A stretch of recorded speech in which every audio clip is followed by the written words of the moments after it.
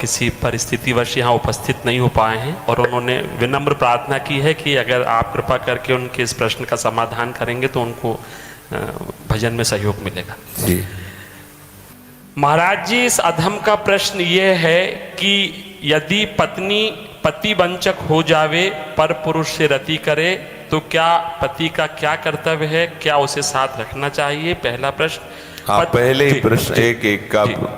जैसे अपने को पता चल जाए कि अपनी जो पत्नी है वो धर्म विरुद्ध आचरण करके पर पुरुष से रति करती है तो हमें चाहिए उसे प्यार पहले दे करके संभालना चाहिए, क्योंकि आजकल ये गलतियां साधारण स्वरूप धारण कर रही हैं। नए नए बच्चों को ना तो हम ब्रह्मचर्य के बारे में शिक्षा दे पा रहे हैं, ना हम उनको इस धर्म के बारे में शिक्षा दे पा रहे हैं।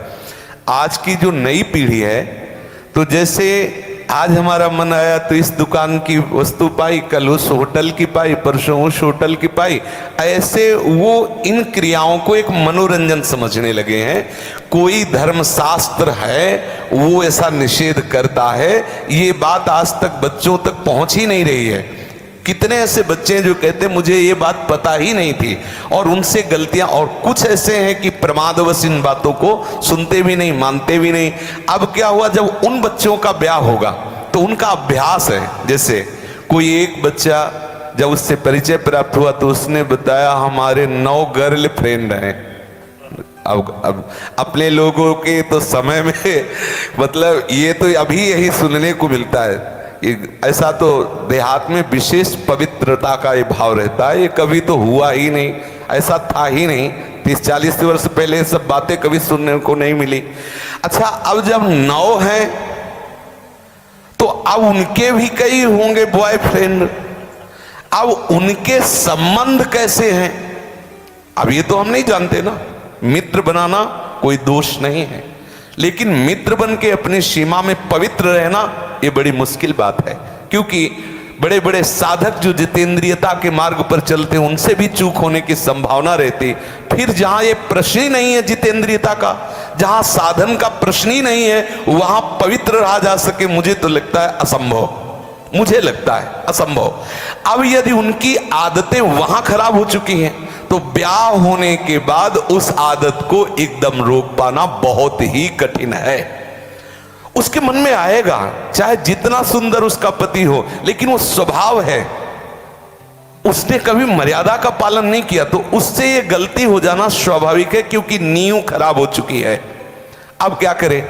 पहला कार्य पति का है कि उसे प्यार करके, लेकिन ये वही सुधार सकता है जो स्वयं में सुधरा हो। पहले पति को देखना चाहिए कि मैं एक पत्नी व्रत हूं, क्या मैंने कभी भ्रष्ट आचरण नहीं किए, क्या मैं अभी भ्रष्टाचरण नहीं कर रहा? यदि नहीं तो फिर उसके लिए उत्तर है वो एक बार पत्नी को प्यार से दुलार से संभालने की चेष्टा करे, उसको समझाए कि उसका वो कार्य बहुत बुरा है। पति वंचक पर पति रति करई, रो रो नरक कल्प शत परई। न जाने कितनी ताड़ना उसको भगवत विधान से मिलती है। यदि आपको पति थोड़ा कुरूप मिल गया है, थोड़ा योग्य नहीं है, और आप ऐसा दुराचार इस भाव से, तो वो बहुत दंड का कारण बनेगा, वो बहुत हानि का स्वरूप है। अब हमें उसके सुधार के लिए उसे प्यार देने की आवश्यकता, उसे समझाने की आवश्यकता, उसकी आवश्यकता को हम महत्व दें। उसे प्यार के द्वारा, ऐसा नहीं है जो अंग खराब हो जाता है हम औषधियों के द्वारा उसे पुनः ठीक करते हैं। जब ऐसी स्थिति हो जाए कि पूरे शरीर में सड़न हो तो फिर कटवा देते हैं। जब ऐसी स्थिति हो जाए कि बहुत बार समझाने पर भी धर्म विरुद्ध आचरण, तो फिर अपने भारतीय संविधान में तलाक की व्यवस्था है, फिर वो विधान कर ले। मारने पीटने की जरूरत नहीं है, उसको साबित करके कि आपको बहुत बार समझाया लेकिन आप धर्म विरुद्ध आचरण करते हैं और मैं धर्म के मार्ग में चलना चाहता हूं, इसलिए हम आपको प्रणाम करते हैं, नमस्कार करते हैं, आप अपना मार्ग चयन कर लीजिए। दंड देने का विधान सरकार को है, स्वयं को नहीं। पहले प्यार के द्वारा समझाए, ना समझ में आए तो संबंध खत्म कर दे, लेकिन उसे किसी भी तरह से ऐसे प्रताड़ित ना करे जो हमारे राज्य विधान के विपरीत पड़े, जो हमारे राज्य संविधान के विपरीत पड़े। पहले प्रश्न का उत्तर है। महाराज जी, पत्नी के लिए प्रायश्चित क्या है? क्या भजन से उस स्त्री का कल्याण? भजन से किसी का भी कल्याण किया जा सकता है। अगर वो व्यभिचारिणी पत्नी है और हमारे प्यार से वो सुधरना चाहती है, तो भगवान नाम का आश्रय लेकर के उससे मार्ग में बढ़ाना चाहिए। वो निश्चित भगवत प्राप्त हो जाएगी, उसका निश्चित सुधार हो जाएगा। जब वैश्याएं भगवत प्राप्त हो गई तो वो क्यों नहीं हो सकती? गलती किसी से भी हो सकती, पहले गलती देखने वाले को देखना चाहिए कि मेरे अंदर गलती है कि नहीं। यदि नहीं है तब ये प्रश्न आता है संभालने का, यदि है तो पहले आप अपने में ब्रेक लगाइए। आप चलो भ्रष्ट आचरण से और उसको बनाना चाहो पतिव्रता, तो असंभव। यदि आप सत्य मार्ग से चलोगे तो आप में वो दम है, वो प्यार है, उसे समझाया जा सकता है। कितने ऐसे सद्भावना वाले हुए हैं कि संस्कारवश वैश्यालय में फंसी हुई लड़कियों को उन्होंने पत्नी स्वीकार किया और एक सदगृहस्थी की तरह जीवन उनको यापन करने का अवसर दिया। फिर वो तो पत्नी है, यदि वो स्वभावश गलती कर जाती है तो ऐसा नहीं कि आप उसको दंड दें। प्यार के द्वारा, आदत है बिगड़ गई, उसे संभाला जा सकता है, आदत से सुधार किया जा सकता है। यदि नहीं सुधरती तब त्याग का प्रश्न उठता है, फिर उसे त्याग दे देना चाहिए। दंड देने का अधिकार नहीं। कोई है कि किसी तरह भी ऐसी पत्नी को मार देना चाहिए, नहीं, ऐसा अधिकार नहीं। भारतीय संविधान में और भागवतिक संविधान में, दोनों में नहीं। त्याग कर दो।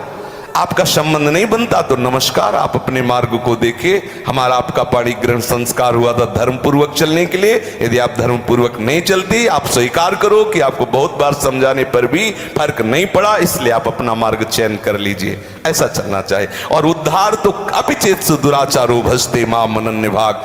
जिसने ये निश्चय कर लिया अब लो निशानी अपना, आज से ही वो परम पवित्र है। आज से अभी साधुरे समंतव्या सम्यक दर्शिता। ऐसा गलती होती रही, स्वभावश गलती, आज से अब नहीं करूं। उसी समय से वो महात्मा है, वो पवित्र है, भगवत शरणागत है, इसलिए उसको आदर देना चाहे।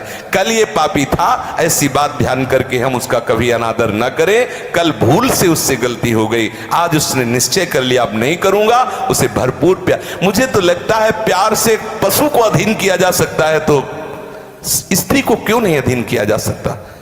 मुझे तो लगता है यदि हम उसकी एक एक वृत्ति को अपने प्यार में पगा दें तो संभाला जा सकता है। प्यार एक बहुत बड़ी सामर्थ्य है, प्यार में बहुत बड़ी सामर्थ्य है। कोई कितना भी गंदे स्वभाव का पुरुष हो या स्त्री हो, यदि वो परस्पर एक दूसरे को प्यार देने लगे तो सबको प्यार की भूख है, सबको प्रेम चाहिए, सबको चाहिए अपनापन।